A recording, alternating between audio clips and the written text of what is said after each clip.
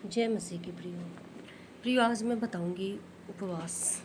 बहुत से लोग उपवास तो करते हैं, पर वो लोग उपवास करते हैं, उनके कुछ डिमांड होते हैं इसलिए। पर हम लोग उपवास बहुत ज़रूरी है प्रियो, हमें उपवास करना चाहिए।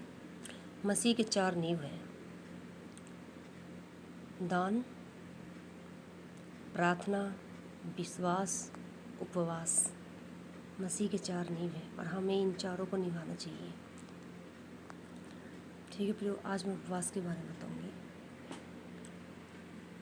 जब प्रभु खेत खेत होकर जा रहे थे अपने चेलों के साथ, तो फरीसियों ने क्या कहा?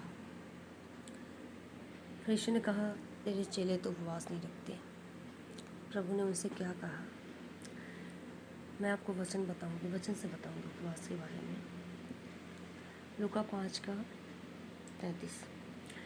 उन्होंने उनसे कहा, यूहन्ना के चेले तो बराबर उपवास रखते और प्रार्थना किया करते हैं, और वैसे ही फरीसियों के चेले भी, परंतु तेरे चेले तो खाते पीते हैं। यीशु ने उनसे कहा, क्या तुम बरातियों से जब तक दूल्हा उनके साथ रहे उपवास करवा सकते हो?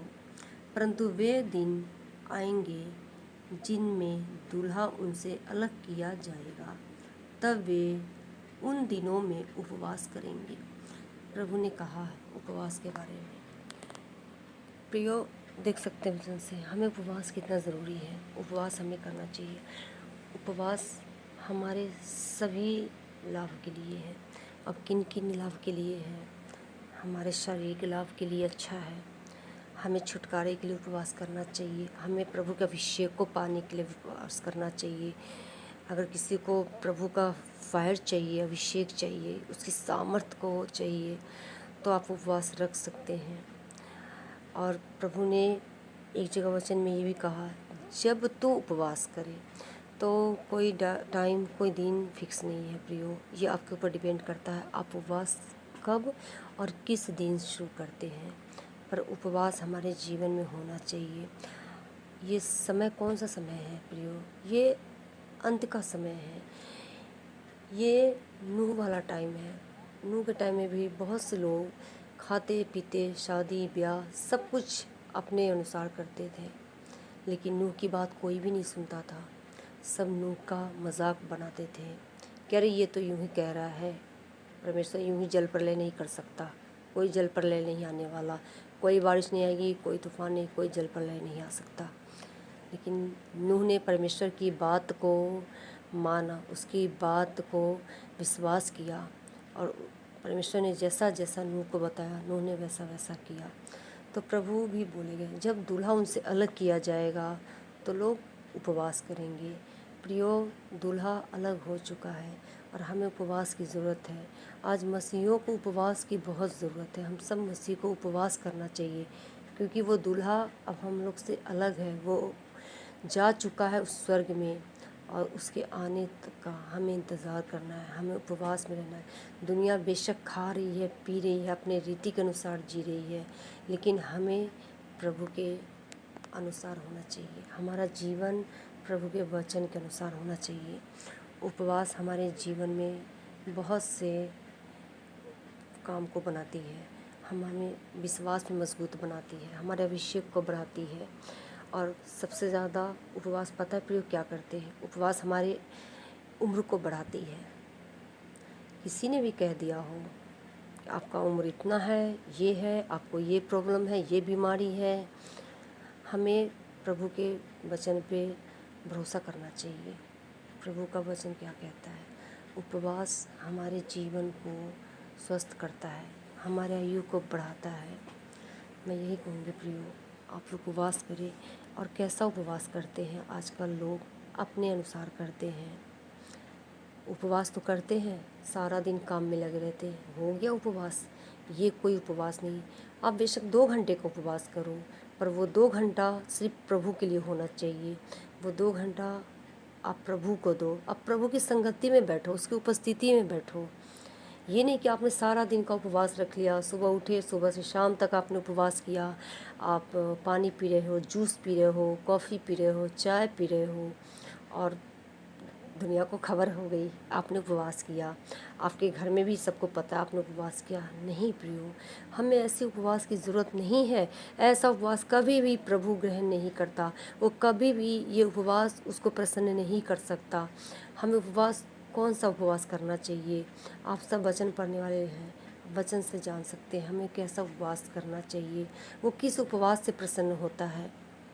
मैं यही कहूँगी प्रियो, आप लोग उपवास करो, बेशक 2 घंटे का करो, 1 घंटे का करो।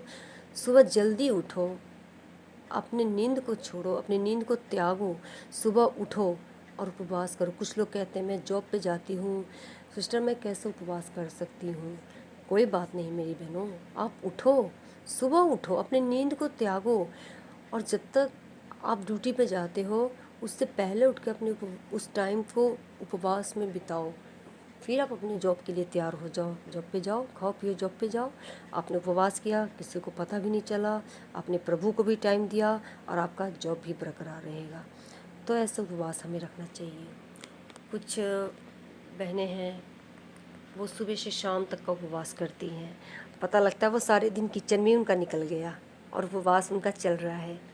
क्या ये उपवास से प्रभु प्रसन्न होगा? कभी नहीं। उपवास का मतलब है हम उसकी संगति में रहें, उसके वचन प्रार्थना में हमें बने रहना है। हम किचन में भी लगे हैं, हमें क्या बनाना है वो भी हम देख रहे हैं, हमें क्या बच्चों को देना है ये भी हम तय कर रहे हैं, हमें ये बनाना है, हमें किस तरह से बनाना, हमें कितने आइटम बनाने होते हैं ये भी हम सब डिसाइड करते हैं। तो ऐसा उपवास प्रभु कभी भी ग्रहण नहीं करेगा, वो कभी भी प्रसन्न नहीं होता, क्योंकि हम उपवास में तो हैं पर हम अपने खाने के लिए तो सोच रहे हैं, बना रहे हैं।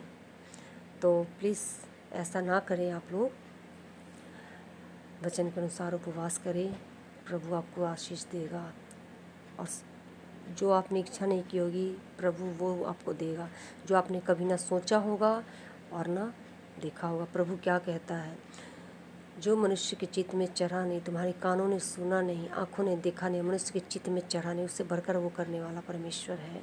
हमारे सोचो और समझ से बढ़कर देने वाला परमेश्वर, वो अद्भुत आश्चर्य काम करने वाला परमेश्वर है। तो हमें उपवास किस तरह रखना चाहिए आप वचन से जान सकते हैं। मैं यही कहूँगी प्रियो, आप लोग उपवास करो, सुबह थोड़ा जल्दी उठो और 1 घंटे का रखो उपवास, पर प्रभु को वो टाइम दो। आप अपने किचन में, अपने बच्चों में, अपनी जॉब में उस टाइम को मत वेस्ट करो, प्रभु के पास उस टाइम को बिताओ, प्रभु के साथ उस टाइम को दो, प्रभु की उस संगति में बैठो उतने देर जितना देर कि आपका उपवास है। जय मसीह की प्रियो, मैं आशा करती हूँ कि आप सब ज़रूर उपवास को प्रभु के वचन के रीति से करेंगे। मैं धन्यवाद करती हूँ प्रभु का और आप सबका भी कि आप मेरे वीडियोस को सुनते हैं, कमेंट में लिखते हैं, जो भी आपको लिखना हो मैं ज़रूर आपके कमेंट का रिप्लाई करती हूँ। जब भी मुझे टाइम मिलता है मैं कमेंट को पढ़ती हूँ और आपके सारे कमेंट का मैं रिप्लाई देती हूँ। जय मसीह प्रियो, प्रभु आप सबको आशीष दे बहुत आयत से, यीशु मसीह के नाम में, आमीन।